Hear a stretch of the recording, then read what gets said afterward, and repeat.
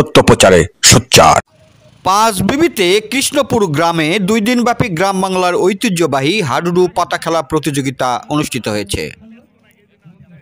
মাদকমুক্ত যুব সমাজ গড়তে ও খেলাধুলায় উদ্বুদ্ধ করতে জয়পুরহাটের পাঁচবিবিতে বরগাছা ও কৃষ্ণপুর যুব সমাজের উদ্যোগে বিলুপ্তপ্রায় গ্রাম বাংলার ঐতিহ্যকে লালন করতে কৃষ্ণপুর গ্রামে 2 দিনব্যাপী হাডুডু পাতা খেলা সহ বিভিন্ন ক্রীড়া প্রতিযোগিতার আয়োজন করা হয়।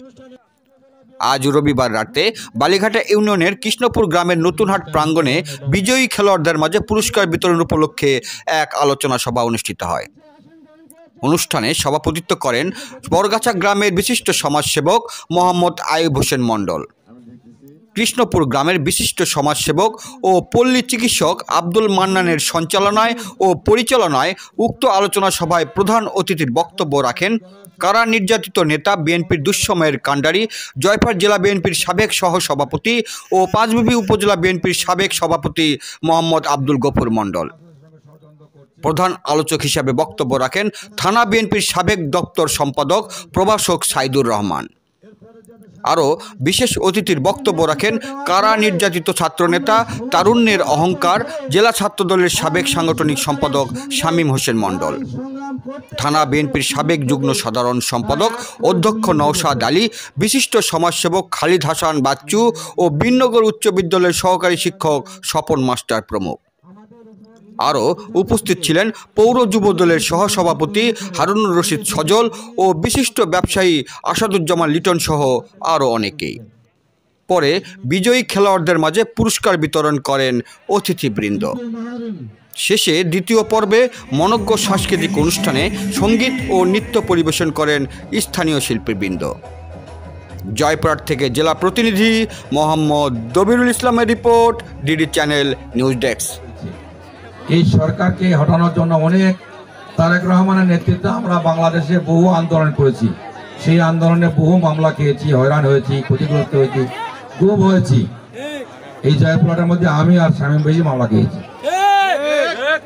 এত আন্দোলন করার পরেও হয়নি। শেষে ছাত্র জনতা খেপে এই ফ্যাসিস্ট হাসিনা সরকারকে গণ অভ্যুত্থানের মাধ্যমে সকল এমপি সকল মন্ত্রীকে গণ অভ্যুত্থানে পালিয়ে যেতে বাধ্য করেছে। এখন দেশ গড়ার সময় গণতন্ত্র রক্ষার জন্য আমাদেরকে একটু ঐক্যবদ্ধ থাকতে হবে। ইন্ডিয়া এদেশের কখনো মঙ্গল চায় না।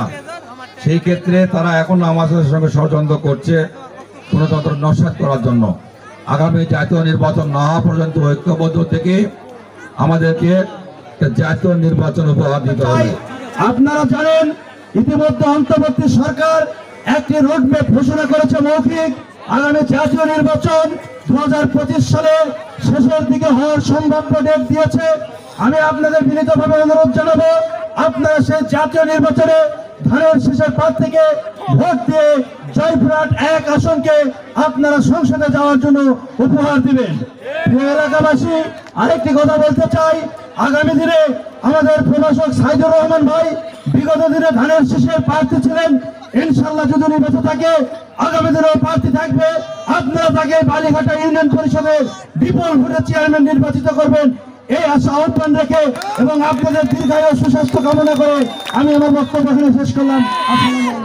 আমরা চাই সামনে একটি জনসাধারণের গণমানুষের ইলেকশন হবে।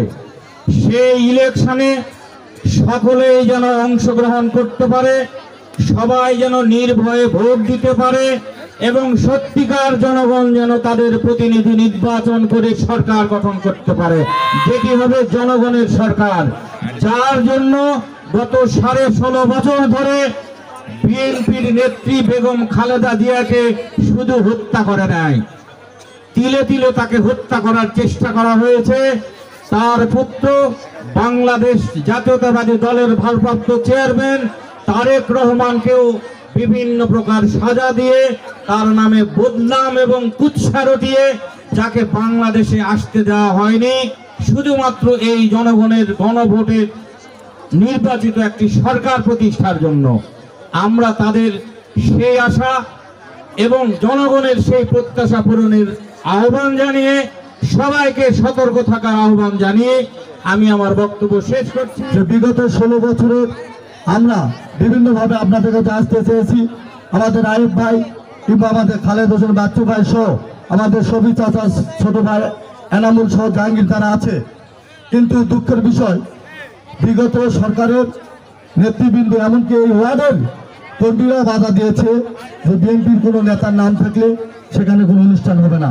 কিন্তু আমরা যাইনি, তাদের যেটুকু আমাদের কাছে শরণাপন্ন হয়েছে আমরা তাদের সহযোগিতা করেছি, কিন্তু আমরা কখনোই শারীরিক উপস্থিতি দিতে পারিনি। কিন্তু আল্লাহর নির্মম বিচার, আমরা ঠিকই আছি, এখন করতেছি, আপনাদের তো আগামী দিনও ইনশাল্লাহ করবো এরকম প্রোগ্রাম। এটা শুরু আমাদের, কি বলেন আপনারা? এটা আমাদের শুরু। 16 বছরের আমাদের পুনর্জন্ম আমরা দিলাম।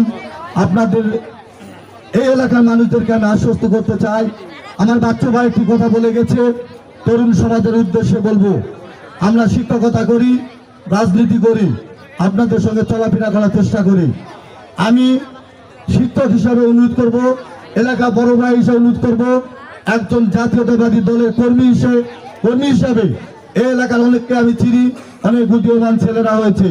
আমি আপনাদের অভিভাবকদের সবার উদ্দেশ্যে বলতে চাই, নেশা মুক্ত এলাকা রাখতে হবে ভাইরা আমার।